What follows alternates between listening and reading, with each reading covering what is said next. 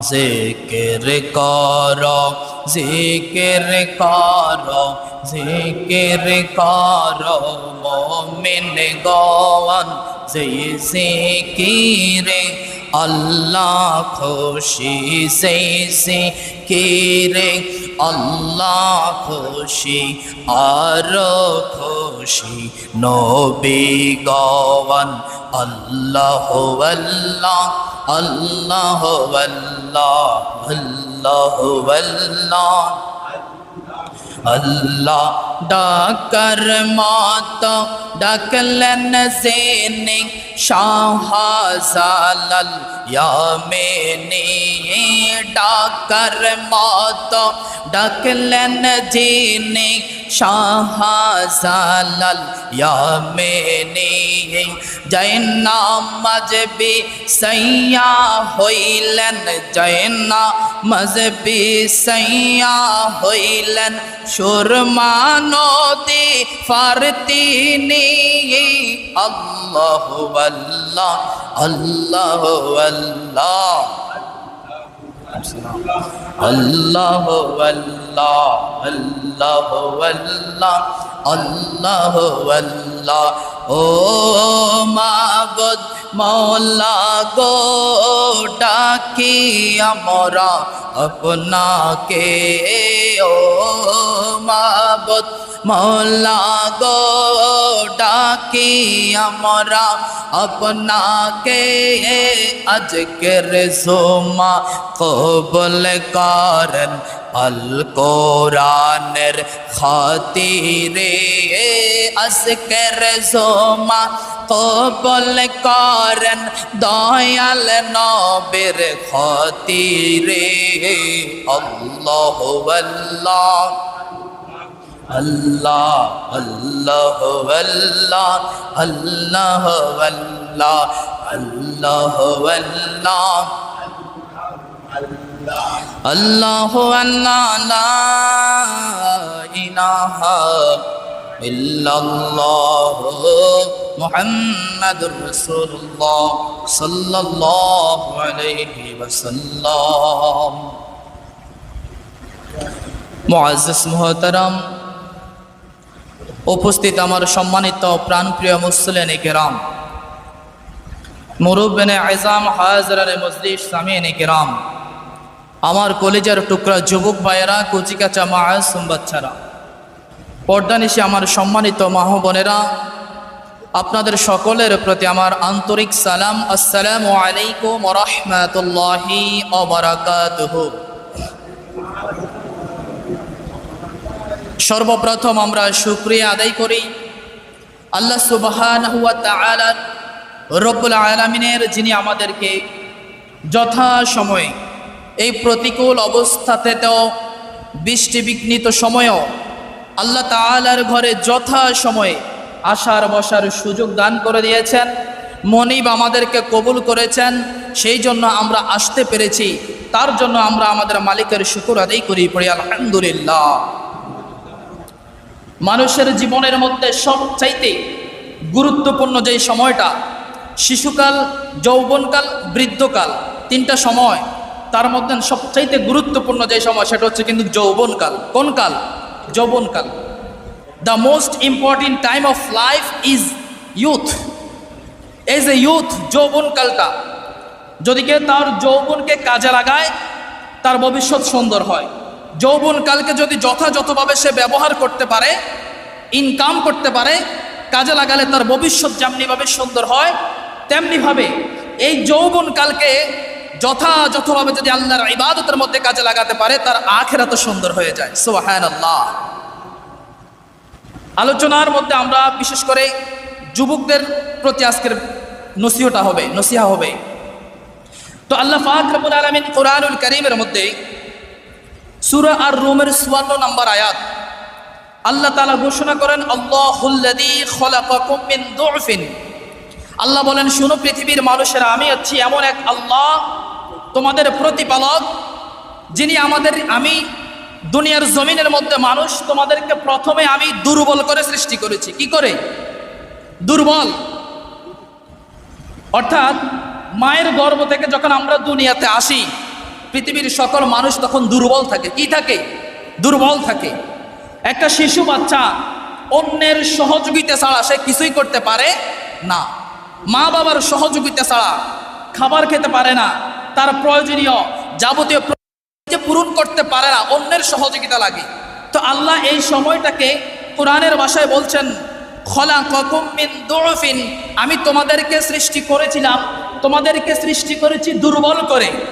এরপর রব্বুল আলামিন ঘোষণা করেন, সুম্মা জাআলা মিন বাদি দুউফিন কুওয়াতান, আবার আমি আল্লাহ তাআলা যখন তোমাদেরকে দুর্বল করে সৃষ্টি করেছি, এই দুর্বল অবস্থা থেকে পর্যায়ক্রমে সময়ের সাথে সাথে আমি তোমাদেরকে খাওয়াইছি, আমি তোমাদেরকে পড়াইছি, তোমাদের দৈহিক গঠনকে আমি যথাযথভাবে আমি স্ট্রাকচার গঠন দিয়েছি। একটা সময় তোমাদের এই শিশুকাল যখন অতিক্রম হয়ে যায়, দুর্বল সময়ের পর আমি আল্লাহ তোমাদেরকে এবার শক্তিশালী বানাই। সুবহানাল্লাহ।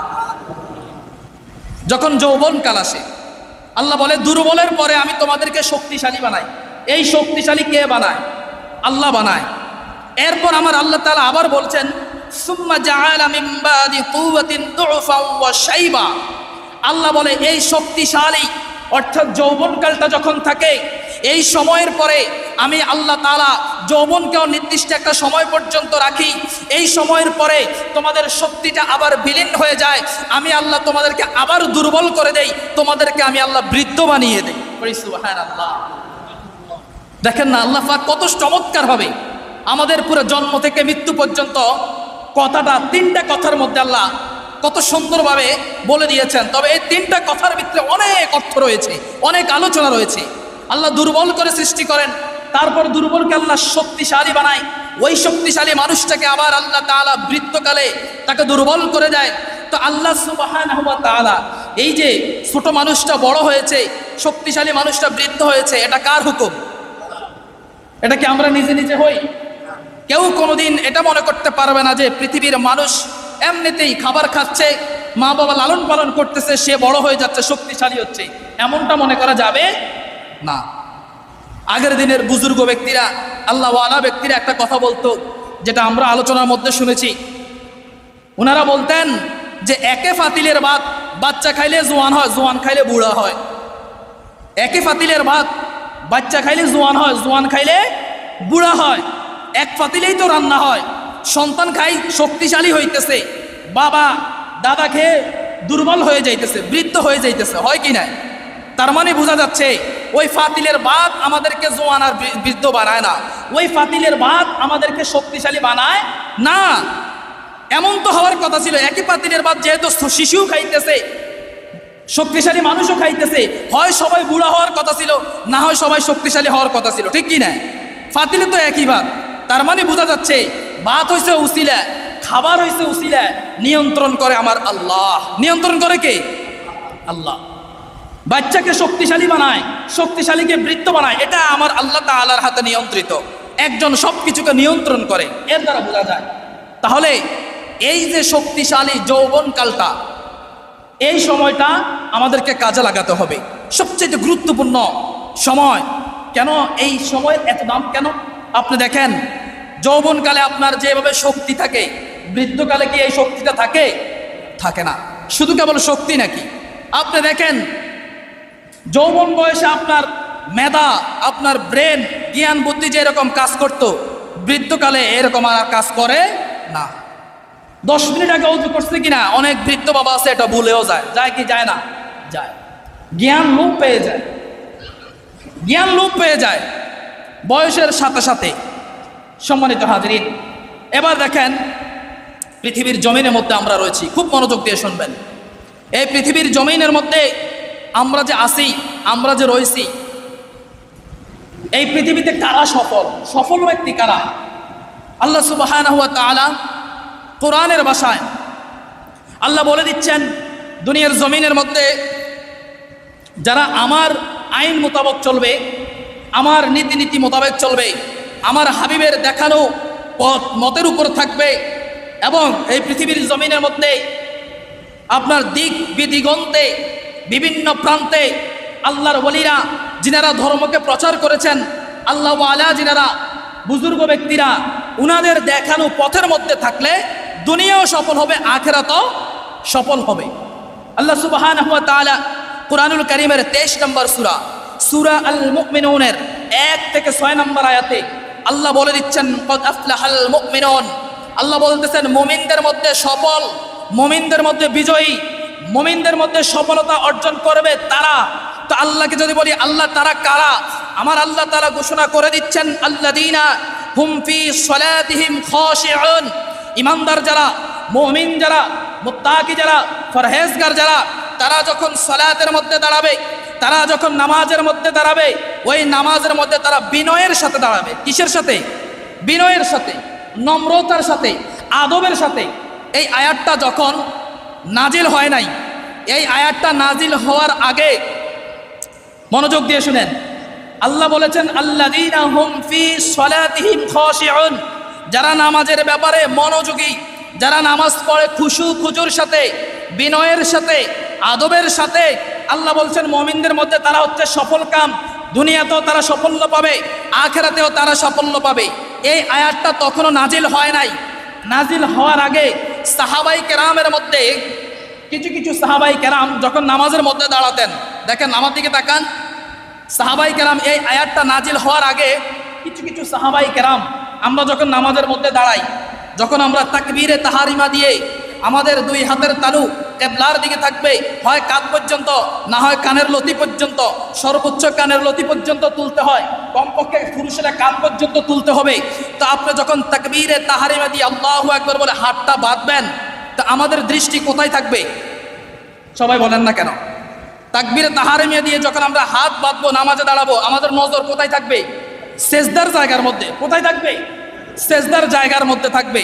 যখন আমরা সূরা পড়ব, দৃষ্টি আমাদের সেজদার জায়গার মধ্যে থাকবে, এদিক সেদিক তাকানো যাবে না, উপরের দিকে তাকানো যাবে না, আশপাশেও দেখা যাবে না। তো আল্লাহ বলেছেন আল্লাযীনা হুম ফি সলাতিহিম খাশিউন, যারা নামাজের মধ্যে মনোযোগী থাকবে। এই আয়াতটা নাজিল হওয়ার আগে সাহাবাই কেরামের মধ্যে কিছু কিছু সাহাবাই কেরাম ছিলেন, যারা নামাজে দাঁড়ালে আকাশের দিকে তাকাইতো, উপরের দিকে তাকাইতো। কোন দিকে? উপরের দিকে তাকাইতেন, ডাইনে বামে তাকাইতেন। তো আমাদের মধ্যে এখনো কিন্তু দেখবেন কিছু কিছু মুরব্বী বাবারা আছেন, মেহেরবানি করে মনো কষ্ট নেবেন না, নামাজের মধ্যে যখন দাঁড়ায় এইভাবে সূরা পড়ে আর এইভাবে করে, আসে না নাই? আবার এইভাবে আশপাশে কিন্তু কানাই চায়, পাখার সুইচটা আওয়াজ হয়েছে, মুরব্বী ওখানে বা যে কেউ এখানে নামাজ পড়ে এভাবে কানায় কানায় চায়, কে দিছে সুইচটা? আসে না নাই? আছে। এতে করে আপনার নামাজ নষ্ট হয়ে যাবে না, তবে এটা মাকরু। এটা কি? মাকরু, এটা করা যাবে না। তো সাহাবাই কেরামের মধ্যে কিছু কিছু যখন এরকম করতেন, আল্লাহ এই আয়াতটা নাজিল করেছেন যে আল্লাযীনা হুম ফি সলাতিহিম খাশিউন। আল্লাহর নবী বলেছেন যারা নামাজের ব্যাপারে মনোযোগী তাদেরকে আল্লাহ তাআলা সফলতা দান করবেন। পড়ি সুবহানাল্লাহ। তখন থেকে আর সাহাবাই কেরাম নামাজের মধ্যে সব সময় দাঁড়ানো অবস্থায় সেজদার জায়গার দিকে থাকতেন, এদিক সেদিক কখনো তাকাতেন না। আপনি যদি এদিক সেদিক তাকান, কানাই কানাই দেখেন, যদি আপনার সিনাটা কিবলা থেকে ঘুরে যায়, নামাজ ছুটে যাবে, নামাজ ছুটে যাবে। সিনাটা যদি কিবলার দিক থেকে সিনা ঘুরে যায়, নামাজ ছুটে যাবে। হ্যাঁ, এভাবে দেখবেন না। এরপর সফল কাম, দুনিয়াতে সাফল্য পাবে কারা, আখিরাতে সফল হবে কারা? আল্লাহ বলতেছেন ওয়াল্লাযীনা হুম আনিল লাগওয়ি মুরিদুন, যারা তাদের জবানকে হেফাজত করতে পেরেছে। এই জবান যারা অনর্থক, বেফাহাসা, অপ্রয়োজনীয় কথাবার্তা কম বলবে, তারা দুনিয়াতেও সাফল্য পাবে, আখিরাতেও সফল হবে। কই সুবহানাল্লাহ। আমাদের মধ্যে এই বদ অভ্যাসটা বেশি আছে। এই বদ অভ্যাসটা, কয়েকজন যখন এক জায়গার মধ্যে থাকি, দুনিয়ার বেফাহাসা আলোচনা, গল্প গুজব, যেগুলোর কোনো দরকারও নাই।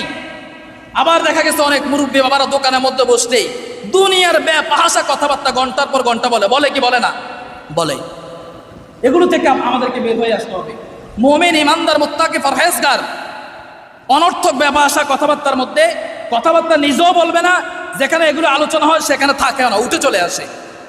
এটা করার চেষ্টা করবেন। তো আল্লাহ রাব্বুল আলামিন বলতেছেন যারা অনর্থক কথাবার্তা বলে না, জবানকে হেফাজত করে, তাদের জবানকে হেফাজত করে, আমি আল্লাহ বলে দিচ্ছি তারা দুনিয়াতে সফল কাম, আখিরাতেও সফল কাম। সুবহানাল্লাহ।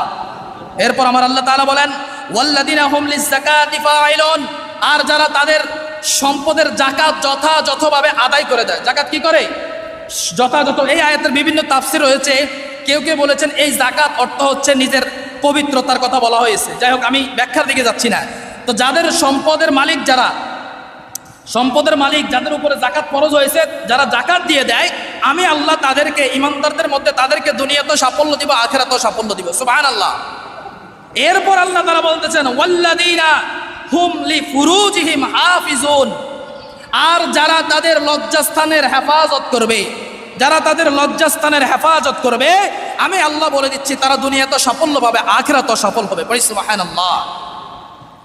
কিন্তু আফসোসের সাথে বলতে হয়, আপনি দেখেন লিফুরুজিহিম, মানুষ সবচাইতে বেশি বড় বড় গুনাহ যেই জিনিস দিয়ে করে সেটা হচ্ছে দুইটা জিনিস। একটা হচ্ছে লিসান, জিহ্বা। এই জিহ্বা দিয়ে, কথা দিয়ে মানুষ বেশি গুনাহের সাথে জড়িত হয়। আর আরেকটা হচ্ছে লজ্জাস্থান। আরেকটা কি? লজ্জাস্থান। আপনি ভালো করে একটু সূক্ষ্মভাবে যদি চিন্তা করে দেখেন, আজকে সমাজ ব্যবস্থার কি অবস্থা। আজকে সমাজ ব্যবস্থার সারাটা দেশের মধ্যে 5 বছর 7 বছরের ছেলে মেয়েরাও আপনার নির্যাতন থেকে, দর্শন থেকে রক্ষা পায় না, হয় না? দেখেন না, 7 বছরের একটা মেয়েকেও দর্শন করা হচ্ছে। এমনকি শুধু কেবল তাই, আমাদের মা বোনদের দিকে তাকান। এই যে আমাদের মা বোনেরা যে রাস্তাঘাটে, বাজারে, হাট বাজারে যায়, চলাফেরা করে, যেইভাবে ইসলাম বলেছে পর্দা করার জন্য, আসলে কি পর্দাটা সেভাবে করতেছে? নিজের সৌন্দর্যকে ঢেকে রাখার জন্য পর্দা এমনভাবে করতে হয়। একটা বোরকা যখন পড়ছে, এই বোরকার ভিতরে কি একজন কম বয়সী মেয়ে আছে নাকি বৃদ্ধ বয়সী মা আছে যেন না বোঝা যায়, এইভাবে বোরকা পড়তে হয়। অথচ দূর থেকে দেখলে বোঝা যায় এ কি কম বয়সী মেয়ে নাকি মহিলা, বোঝা যায় কি যায় না? যায়। শুধু কেবল তাই, আমাদের বড় বড় 15 বছর 16 বছর 20 বছরের মেয়েরা দেখা গেছে বোরকা পরেছে ঠিক, কিন্তু বাজারে চলে যাচ্ছে মুখটাকে খুলে। আছে কি নাই? কথা বলেন, আছে কি নাই? আছে। ফর্দার বেহাল অবস্থা। সেই জন্য আমি, বাবা যারা রয়েছেন, মা যারা রয়েছেন, সন্তানের দায়িত্ব আপনার। সন্তানটা যদি বিশেষ প্রয়োজনে বাইরে যেতে হয়, ইসলাম যেভাবে বলেছে পর্দার সাথে বের হতে হবে, পর্দার সাথে বের হতে হবে। আরেকটা জিনিস দেখেন, সারাটা দেশের দিকে আপনি তাকান, পরকীয়ার সাথে সমাজ জর্জরিত। আছে কি নাই? কথা বলেন না, আছে কি নাই? পরকীয়ার সাথে সমাজ জর্জরিত। আল্লাহ রাসূল সাল্লাল্লাহু আলাইহি ওয়াসাল্লাম বলেছেন, পৃথিবীর মধ্যে সবচাইতে দামি সম্পদ কি জানেন? আল্লাহর নবী হাদিসে পাকের মধ্যে বলেছেন, এই পৃথিবীর জমিনের মধ্যে যত দামি সম্পদ আছে, তন্মধ্যে একটা দামি সম্পদ হচ্ছে একজন নেককার স্ত্রী। পড়ি সুবহানাল্লাহ। নেককার স্ত্রী। আল্লাহর নবী বলেছেন যে হাদিসে পাকের মধ্যে রাসূলুল্লাহ সাল্লাল্লাহু আলাইহি ওয়াসাল্লাম বলেছেন, পৃথিবীর জমিনের মধ্যে যত দামি দামি সম্পদ আছে, ওই দামি সম্পদের মধ্যে একটা দামি সম্পদ হচ্ছে একজন নেককার স্ত্রী। কেমন নেককার স্ত্রী? যে স্বামীর অনুপস্থিতিতে, স্বামী বিদেশ থাকে, প্রবাসে থাকে, স্বামী ঢাকা থাকে, স্বামী চট্টগ্রামে থাকে, স্বামীর অনুপস্থিতিতে নারী স্ত্রী তার স্বামীর যেই সম্পদ এটাকে হেফাজত করবে। কি করবে? হেফাজত করবে। এবং স্বামীর অনুপস্থিতিতে স্ত্রী তার লজ্জাস্থানকে, তার সতীত্বকে হেফাজত করবে। আল্লাহর নবী বলেন, পৃথিবীর জমিনের এই নারী হচ্ছে সবচেয়ে দামি সম্পদ। পড়ি সুবহানাল্লাহ। কিন্তু আমরা এগুলোর ভিতরে আছি। আপনি দেখেন, স্বামী বিদেশ থাকে, সংসার চালানোর জন্য ওই মানুষটার মাথার ঘাম পায়ের মধ্যে পড়ে যায়। যেই সুন্দর মানুষটা বিদেশ গেছে, সুন্দর চেহারা থাকে না। আপনার ছেলে মেয়েদেরকে স্ত্রীর ভরণ পোষণের জন্য ওই লোকটা কাজ করতে করতে ক্লান্ত হয়ে যায়। এরপরে দেখা গেছে কিছু কিছু জায়গার মধ্যে পরকীয়া করতেছে। হয় কি হয় না সমাজের মধ্যে? এখন যে জিনিসটা মানুষ জানে, অবৈধ সম্পর্ক হয়েছে, যেটা মানুষ জানে, সেটা না সমাজের মধ্যে উঠে আসে। কিন্তু এমন এমন পরকীয়ার ঘটনা আছে যেটা মানুষ জানে না, ভিতরে ভিতরে চলে। আছে কি নাই? আছে, অ্যাভেলেবেল হচ্ছে। সেই জন্য আমার মা বোনদেরকে বলবো, পৃথিবীর সবচাইতে দামি সম্পদ আপনারা। আল্লাহ নবী বলেছেন, স্বামীর অনুপস্থিতিতে নিজের সতীত্বকে যারা হেফাজত করবে, স্বামীর সম্পদকে যারা হেফাজত করবে, আল্লাহর নবী তাদেরকে বলেছেন পৃথিবীর দামি সম্পদ। আল্লাহ পাক রব্বুল আলামিন আমাদের মা বোনদেরকে, আমাদের পরিবার পরিজন এবং এই সমাজের মা বোনদেরকে নেককার সতী মা বোন হিসাবে কবুলের মঞ্জুর করে পড়ে আমিন। এবার দেখেন, আল্লাহ রাসূল সাল্লাল্লাহু আলাইহি ওয়াসাল্লাম হাদিসে পাকের মধ্যে বলেছেন, যেই হাদিসখানা জামিউত তিরমিজির 2416 নম্বর হাদিসে এসেছে, রাসূলুল্লাহ সাল্লাল্লাহু আলাইহি ওয়াসাল্লাম বলেছেন, হযরত আব্দুল্লাহ ইবনে মাসউদ রাদিয়াল্লাহু তাআলা বর্ণনা করেন, লা তাজুলু কদামা ইবনে আদম ইয়াউমাল কিয়ামাতি মিন ইনদি রাব্বিহি হাত্তা ইউসআলা আন খামসিন। আল্লাহর নবী বলেছেন হাসরের ময়দানের মধ্যে সকল মানুষকে যখন উঠানো হবে, ওই হাসরের ময়দানে আল্লাহ সুবহানাহু ওয়া তাআলার কাছে পৃথিবীর সমগ্র মানুষ 5টা প্রশ্নের উত্তর দেওয়া ছাড়া তারা জায়গা থেকে লড়তে পারবে না। জায়গা থেকে লড়তে পারবে কয়টা প্রশ্নের উত্তর? 5টা। সময় যেহেতু কম, সংক্ষেপে বলি। 5টা কথার উত্তর দেওয়া ছাড়া ময়দানে হাসরের মধ্যে কেউ জায়গা থেকে মৃত্যু পরিমাণ লড়তে পারবে না। 1 নাম্বার, আল্লাহর নবী বলেছেন আন উমরিহি ফিমা আফনাহু, তার হায়াত, তাকে যে আল্লাহ দুনিয়ার জমিনে পাঠিয়েছেন, বালেগ হওয়ার পরে, প্রাপ্তবয়স্ক হওয়ার পর থেকে মৃত্যু পর্যন্ত তার জীবনটাকে কিভাবে পরিচালনা করছে, আল্লাহ বলবে আমার কাছে হিসাব দাও। আমার কাছে কি দাও? হিসাব দাও। 2 নাম্বার, ওয়া আন শাবাবিহি ফিমা আবলাহু, তার যৌবনকাল নিয়ে আল্লাহ প্রশ্ন করবে।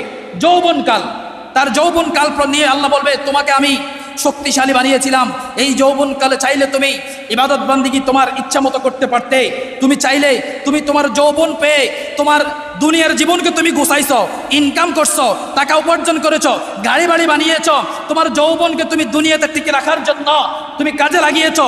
এবার বলো এই যৌবনকালে যে আমি শক্তিশালী করেছিলাম, তা আখিরাতের জন্য তুমি যৌবনকালে কি বানিয়েছো, কি জোগাড় করেছো, সেই হিসাবটা দাও।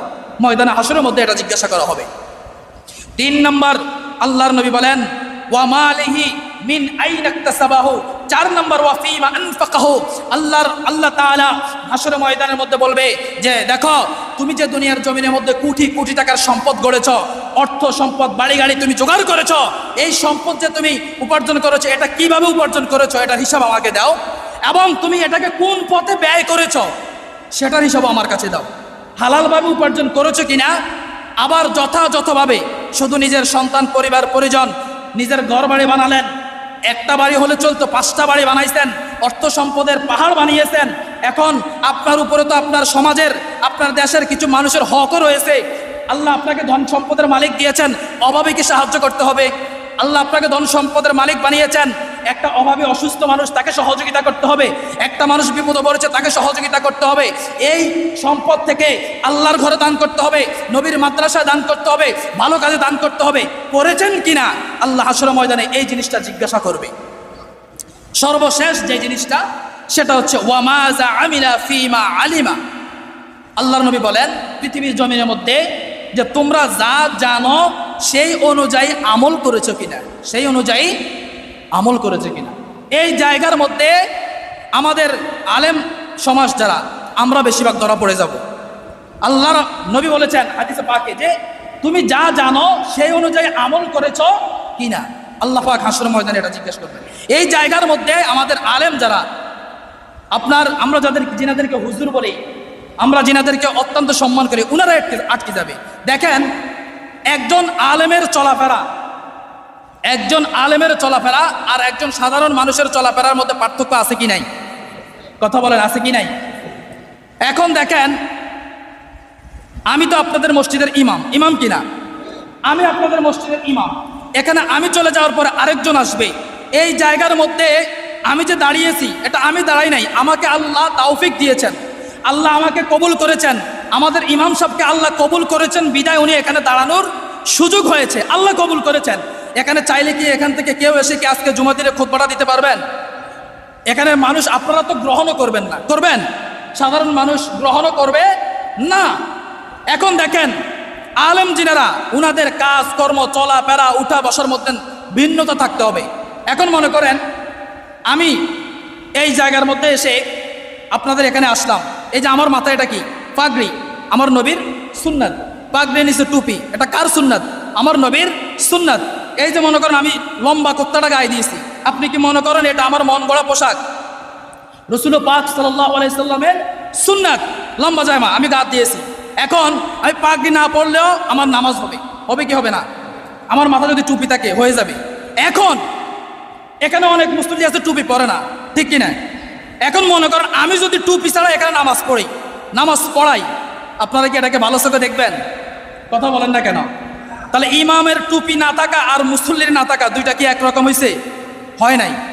আপনাদের ইমাম সাহেব মনে করেন উনি কোনো কারণে এখানে মধ্যে দাঁড়ায় শার্ট পরে নামাজ পড়াইছে, কি পরে?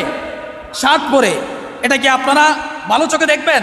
আর আমি যদি এখানে একদিন শার্ট পরে অথবা একটা ফতুয়া পড়ে আসি, নামাজ পড়াই, আপনি 1 জুমা মেনে নেবেন, 2 জুমা মেনে নেবেন, ভিতরে ভিতরে কিন্তু খুব আলোচনা শুরু হয়ে যাবে। 3 জুমার সময় এমনও হতে পারে আমাকে ফোন দিয়ে বলবো, হুজুর আপনার আসার দরকার, হতে পারে কি পারে না? পারে। আমি এই কারণে বলেছি। তা এখন কথা হচ্ছে কি, শার্ট পরে কি নামাজ হবে না? ফতুয়া পরে নামাজ হবে না? গেঞ্জি পরে কি নামাজ হবে না? দেখেন, যদি কেউ এমন গেঞ্জি পরে যেটা কনুইয়ের উপর পর্যন্ত আপনার এটার হাতাটা থাকে, এই অবস্থায় নামাজ পড়া মাকরু। এই অবস্থায় নামাজ পড়া কি মাকরু। আসলে আমরা মানুষ, ছোট বয়স 30 বছর আর কি, আপনাদের দোয়ায় এমনিতেই হয়তো অনেক বেশি কোনো কিছু জানি না, তবে 2-4টা লাইন কিতাবের পৃষ্ঠা আল্লাহ পড়ার তৌফিক দিয়েছেন। চট্টগ্রাম জামিয়া আহমেদিয়া সুন্নিয়া মাদ্রাসার নাম শুনেছেন, ওখান থেকে ফিকো বিভাগে কামেল শেষ করেছি। 6 বছর চট্টগ্রামে ছিলাম। আপনাদের পাশেই বলদিঘি মাদ্রাসা থেকে হাদিসের উপরে আমি কামিল শেষ করেছি। ডাবল টাইটেল আছে আমার, ডাবল মাস্টার্স 2টা সাবজেক্টের উপর। এরপরও মনে হয় এই যে লেখে আনছি, 2 ঘন্টা রিসার্চ করে একটা বিষয়ভিত্তিক আলোচনা ঠিক করতে হয়, 1 ঘন্টা সময় দিতে হয়। এরপরও অনেক সময় মনে হয় যেন আসলে নিজে কিছু জানি না, অনেক সময় মনে হয়। আপনার প্রায় 20 বছর তো পড়ালেখা করছি, এরপরও মনে হয় যেন কিছু জানি না, এখনো জ্ঞানের যেই ধারা ওটার মধ্যে এখনো প্রবেশ করি নাই। তো আমি যেটা বলতেছিলাম, আপনার একজন আলেমের চলাফেরা আর একজন সাধারণ মানুষের চলাফেরা একরকম হতে পারে না। এখন যেটা বলতে চাইছিলাম, যদি কেউ এতটুকু পর্যন্ত সিনাওয়ালা জামা পরে অথবা গেঞ্জি পরে নামাজ পড়ে, সাধারণ মানুষ, নামাজ হয়ে যাবে, তবে মাকরু। মাকরু মানে কি? নামাজ হবে না, বিষয়টা এমন নয়। মাকরু মানে এটা অপছন্দনীয়। কি এটা? অপছন্দনীয়। নামাজ হয়ে যাবে। এখন মনে করেন কেউ শার্ট গায়ে দিয়ে নামাজ পড়ছে অথবা ফতুয়া গায়ে দিয়ে নামাজ পড়ছে, হ্যাঁ, আপনার হাতাটা মনে করেন এতটুকু পর্যন্ত, সিনা গোড়া গেছে, এরকম জামাও আছে, ফতুয়া আছে, উনার নামাজ হয়ে যাবে। এটা মাকরু হবে না, এটা জায়েজ। এটা কি? নামাজ হবে। কিন্তু উনি যে ফতুয়া পরে নামাজ পড়ছে, উনি যে জামা পরে নামাজ পড়ছে, এটা জায়েজ, তবে এটা সুন্নাত পোশাক নয়। সুন্নাত পোশাক, একটা কিতাব আছে, যে কিতাবটা লিখেছেন আবু ঈসা মোহাম্মদ ইবনে ঈসা আত-তিরমিজি। এই কিতাবের নাম শামাইলে তিরমিজি। এই কিতাবের মধ্যে 56টা অধ্যায় রয়েছে। এই কিতাবের মধ্যে 320টা হাদিস রয়েছে। এই কিতাবের মধ্যে আমার নবী কেমনভাবে ঘুমাইতেন, আমার নবী কেমন পাত্রের মধ্যে পানি খাইতেন, আমার নবী কিভাবে পানিটা খাইতেন, আমার নবীর চুল মুবারক কেমন ছিল, আমার নবীজির শরীরের চেহারা মুবারক কেমন ছিল, আমার নবী কোন জিনিসটা ব্যবহারের পাত্রটা কোনটা কেমন ছিল, আমার নবী কেমন করে হাসি দিতেন, আমার নবী যেই আংটি ব্যবহার করতেন ওই আংটিটা কেমন ছিল, আমার নবী যে পাগড়ি ব্যবহার করতেন ওই পাগড়িটা কেমন ছিল, আমার নবীর টুপিটা কেমন ছিল, কোন রঙের পাগড়ি পরতেন, এমনকি আমার নবী কি রকম জামা পরেছেন, জুব্বা পরেছেন, এগুলোর ব্যাখ্যা বিশ্লেষণ আলোচনা এই শামাইলে তিরমিজির মধ্যে এসেছে। তো এই 56টা অধ্যায়ের মধ্যে একটা অধ্যায় রয়েছে অষ্টম অধ্যায়, যেখানে আমার নবীর পোশাক পরিচ্ছদ নিয়ে আলোচনা করেছেন। ওই জায়গার মধ্যে একটা হাদিস এসেছে, কয়েকটা হাদিস রয়েছে। আল্লাহর নবীর পোশাক ছিল এমন যে জামাটা যে পরতেন, এই জামাটা আমার নবীর টাকনু পর্যন্ত ছিল। কি পর্যন্ত? টাকনু পর্যন্ত। কখনো কখনো টাকনুর উপরে হাঁটুর নিচ পর্যন্ত ছিলেন। আর আমার নবীর হাত, যেই জামার হাতা ছিলেন, এই হাতাটা আঙ্গুল পর্যন্ত ছিল। কোন জামাটা ছিল কবজি পর্যন্ত, হাদিসের মধ্যে এসেছে। তার মানে বোঝা যায়, ফতুয়া বলেন, জামা বলেন, এটা জায়েজ পোশাক, কিন্তু সুন্নাত পোশাক নয়। তাহলে আমি যখন এখানে দাঁড়াইছি, আমার পরনের মধ্যে আল্লাহ নবীর সুন্নাত থাকতে হবে। কারণ ইমাম সাহেব আর সাধারণ মুসল্লি একরকম নয়। মানার ক্ষেত্রে, জানার ক্ষেত্রে, ইবাদতের ক্ষেত্রে, পালনের ক্ষেত্রে ইমাম সাহেব আগাই থাকতে হয়। বিষয়টা হচ্ছে এটা। তাহলে ফতুয়া পড়েন আর আপনার গেঞ্জি পরেন, শার্ট পরেন, ব্যাপারটা বুঝতে পারছেন? আমি আশা করি বুঝতে পারছেন। এটা নিয়ে ফেতনা করার কিছু নাই। আমি আশা করি আপনারা বুঝতে পারছেন ইনশাল্লাহ। এখন দেখেন, আমি যে কথাটা বলতেছিলাম, যে আল্লাহর নবী যে কথাটা বলেছেন, ওয়ামা যা আমিলা ফিমা আলিমা, যে তুমি যা জানো সেই অনুযায়ী আমল করো কিনা, সেই অনুযায়ী আমল করেছো কিনা, এই ব্যাপারটা তুমি বলো। এই ক্ষেত্রে আমাদের মাদ্রাসায় পড়ুয়া দেখবেন অনেক ভালো ভালো কণ্ঠ, অনেক সুন্দর কণ্ঠ। আমাদের মাদ্রাসার অনেক হাফেজ দেখা গেছে 30 পারা কোরআন শরীফ শেষ করে ফেলছে, এরপরে দেখা গেছে ছেলেটা নষ্ট হয়ে গেছে। আছে কি নাই? মাদ্রাসা থেকে কলেজে চলে গেছে, স্কুলে ভর্তি হয়ে গেছে, আর পড়াশোনা করে নাই।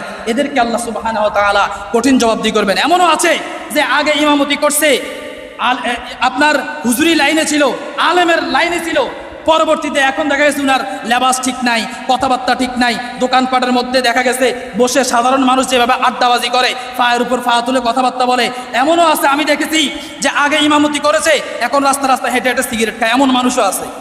সব ছেড়ে দিছে, এরকম নাই, আছে কি নাই? আছে।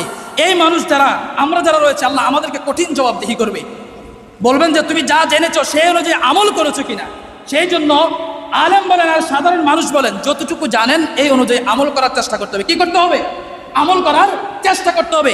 এই বিষয়ে কাল হাসরের জমিনে, হাসরের ময়দানের মধ্যে আল্লাহ তাআলা আমাদেরকে পুঙ্খানুপুঙ্খানু জিজ্ঞাসা করবে।